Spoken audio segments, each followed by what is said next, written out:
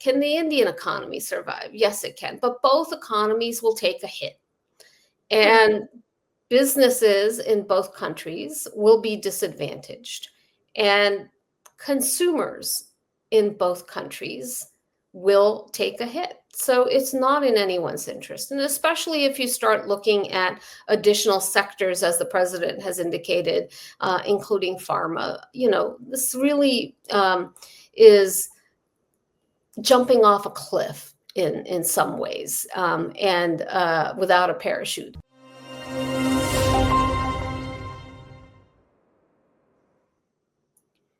Hello and welcome to StratNewsGlobal. This is Nayanima Basu and you're watching The Gist.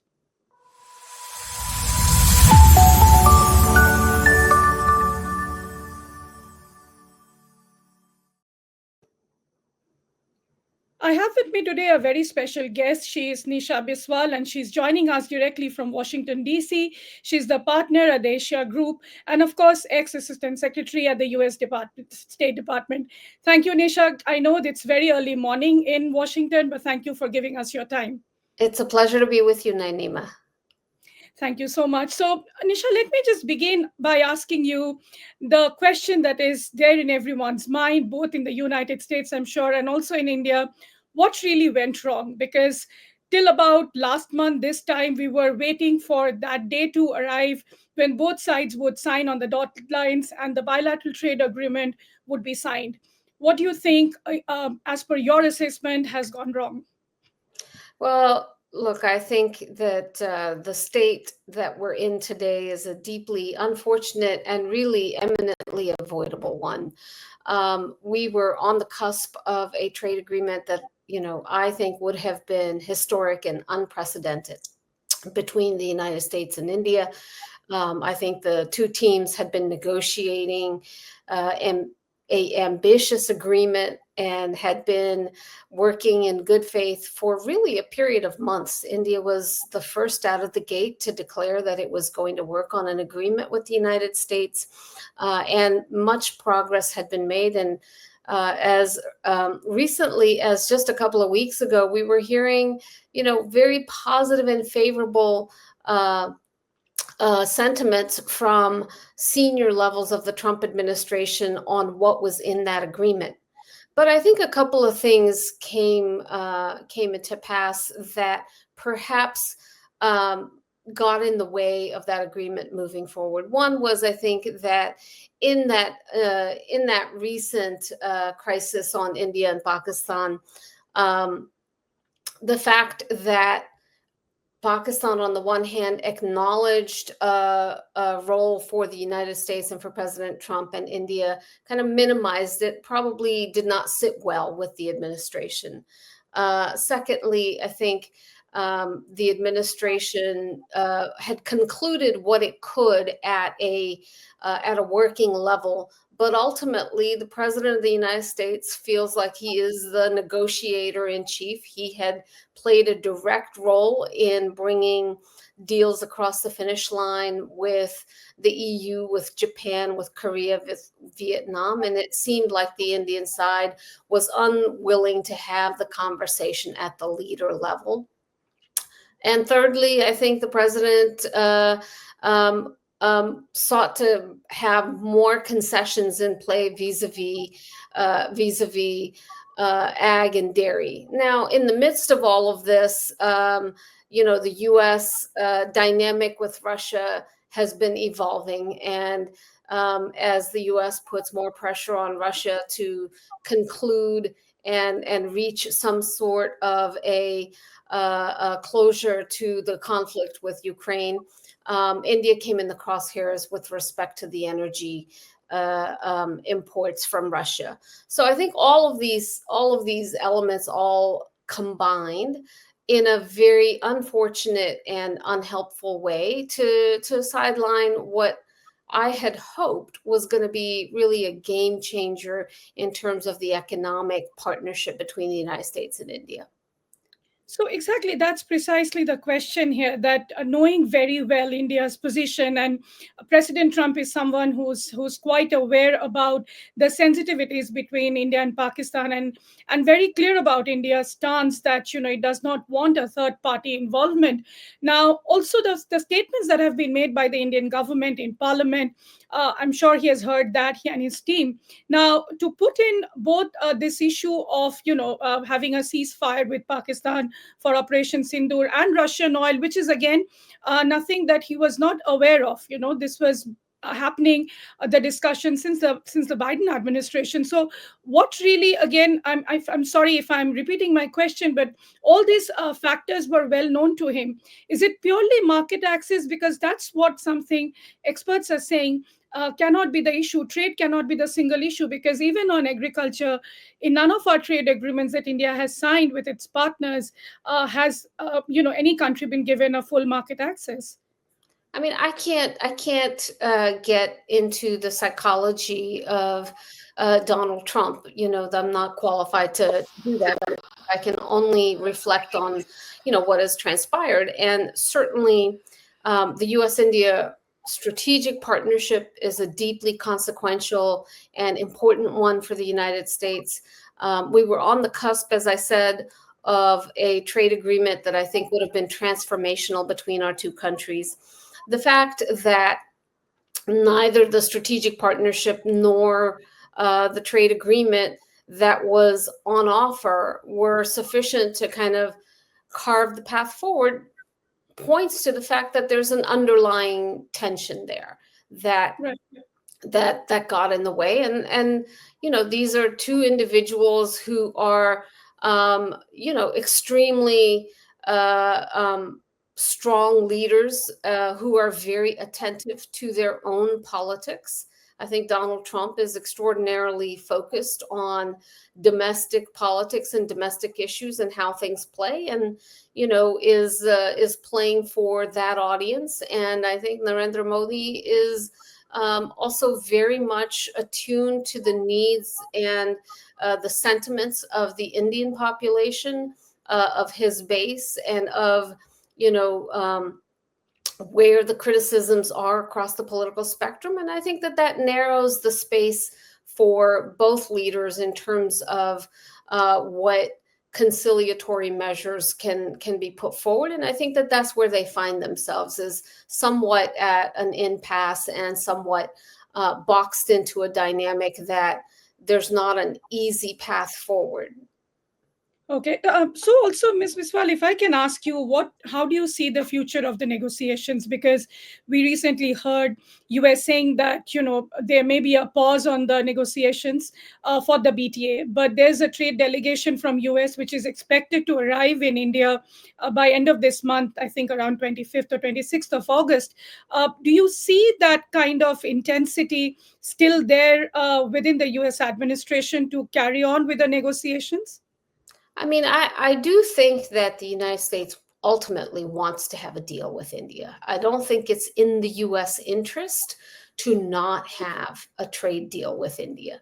The question is the terms by which that becomes possible. And really, it's not about the terms of the deal itself. It's about the terms of kind of the negotiations or the optics. And I do think that ultimately, until there is some kind of a understanding at the leader level, it is not likely to come to pass.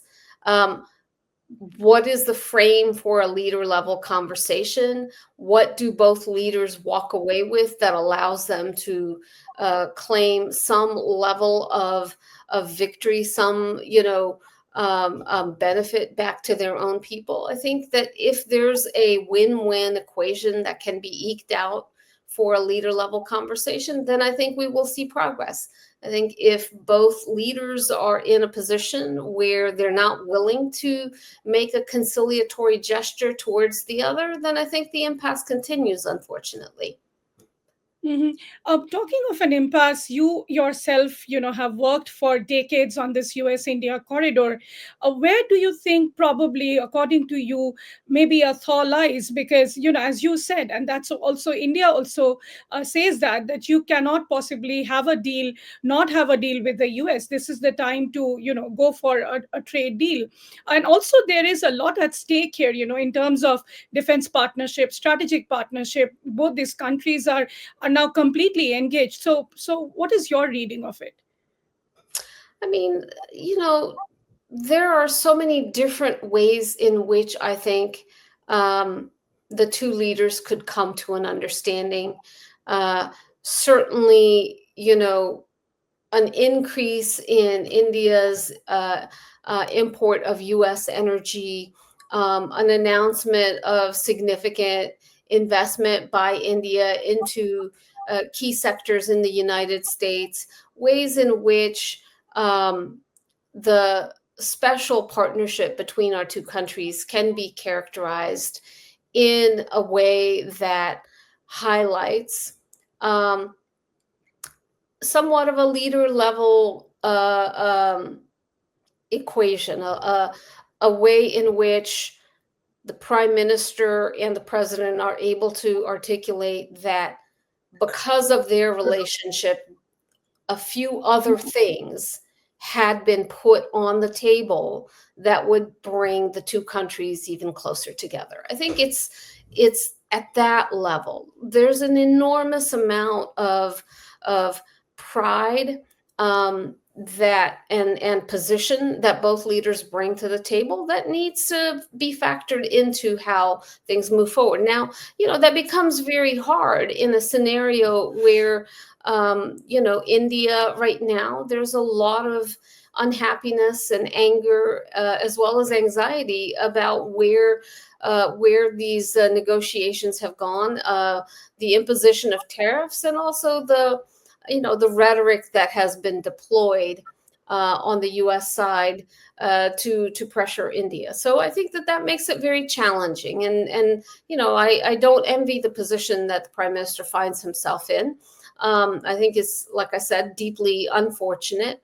But I do hope that despite all of that, that the long-term interests of greater economic cooperation and integration between two of the most consequential economies on the planet, particularly vis-a-vis um, the competition with China, that if the U.S. and India are not working together, then I think that makes a U.S.-China competition all the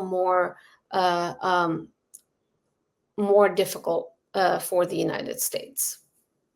And what is the the kind of vibe you're getting since you are in DC? Do you think this additional tranche of 25% tariffs, do you think that will be implemented? Because there is still some kind of reading in India that maybe President Trump will postpone it and would want to hammer out a deal. I mean, I do think that the president wants a deal. I don't think that the deal is off the table. But I think that the question for India is how to navigate the dynamics surrounding getting to yes, right? And Mhm. um, that is something that the Indian government and the Indian prime minister have to take into account. I understand that the political support in India for a leader level conversation may be narrow. On the other hand, this is the time when leaders have to rise to the occasion and navigate some choppy waters. I have great confidence that the Prime Minister of India, who is a deeply strategic, charming, and fast thinking individual, can navigate a conversation with President Trump and come out at a landing spot that can work for both countries. Okay, and what are the American investors, the regular investors, the businesses are telling you? Are they also looking forward for US and India to have a deal? And what are they feeling in case there is a scenario where there will be no deal at all? Well, certainly, the U.S. economy and the Indian economy do not benefit from the imposition of these high tariffs. And U.S. India trade and investment has really been growing at quite a good clip. When I was in government, we were talking about 50 billion in two-way trade and investment. And here we are today, almost on the door of 200 billion in two-way trade and investment. So, this is a very consequential relationship. Is it as deep economically as it could be? No. I think on the one hand, US businesses would like to see lowering of tariffs, lowering of barriers, and a real deepening of that economic corridor between the US and India. They certainly don't want to see the imposition of tariffs. So, can the U.S. economy survive a cooling off of trade with India? Of course it can. Can the Indian economy survive? Yes, it can. But both economies will take a hit. And businesses in both countries will be disadvantaged. And consumers in both countries will take a hit. So it's not in anyone's interest. And especially if you start looking at additional sectors, as the president has indicated, including pharma, this really is jumping off a cliff in some ways, and without a parachute. And I think no one wants that. So the hope everywhere is that the two leaders can work through these issues and get back on a path towards an agreement. Uh-huh. But what is the feeling now that, for all you know, US president might be meeting Russian president now, and somewhere in Alaska. And there are this trade agreements, talks going on between US and China as well. While India has endorsed a meeting between President Trump and President Putin, there is this concern that what if the Chinese deal happens first? So what is it that you are hearing there? I mean, a deal with China is going to be hugely consequential, and certainly U.S. businesses continue to have a very big exposure with China. So it's going to be incredibly important to rationalize those tariffs to the business sector. I think trade a trade normalization with China doesn't have to necessarily come at the expense of India, but I would not want India to be left out of a trade agreement. I think that would be deeply damaging. For U.S. businesses, they want to see deeper trade ties across the board. I think the diversification of supply chains that we had started to see post-pandemic and through Trump 1 and Biden administrations, is a little bit in question based on what happens with India, what happens with, some of the transshipment conversations that are happening with Southeast Asia, and what ultimately happens with China. Mm-hmm. And Ms. Biswal, my last question to you, again, this is something that is there for the layman to understand. Because in today's world, in social media, you hear a lot of things. Why it is so important and significant that these two countries have a bilateral trade agreement.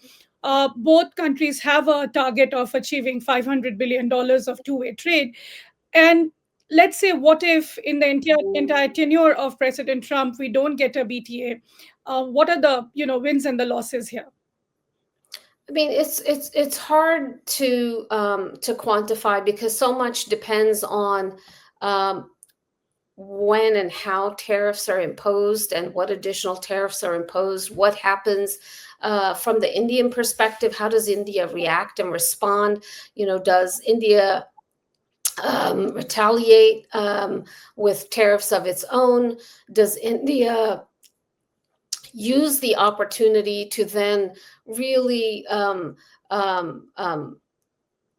bring about deep economic reforms that strengthen the Indian economy and turn it into a bigger powerhouse? How does India react to U.S. businesses in the face of, excuse me, in the face of tariffs from the United States? Does it seek out U.S. businesses and U.S. investment um, as a way to try to end run or move around and soften the imposition of tariffs? Or does India then become hostile to U.S. investment and U.S. businesses? All of these questions are really going to determine what the impact to the Indian economy, what the impact to U.S.-India economic ties, and where we find ourselves, 2 years hence. So my hope is that India, one, sees the U.S. business community as a partner and engages the business community to find ways to work through these issues, to work through the tariffs, to work through the trade challenges. I think having the U.S. business community as an advocate and a voice for India in the United States is powerful and important. I think India can deepen its own economic reforms, strengthen its economy, create efficiency in the Indian private sector that can help it really be resilient and strengthen its markets.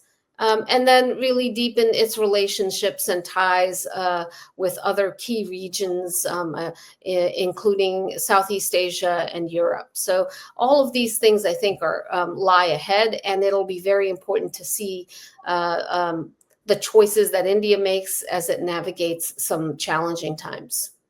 Mhm. Well, thank you so much for that when giving us all those details. So that was Ms. Nisha Biswal, partner at the Asia Group, telling us what lies ahead between the US and India in terms of the bilateral trade agreement and how the challenges can be addressed. Thank you for watching the interaction on The Gist.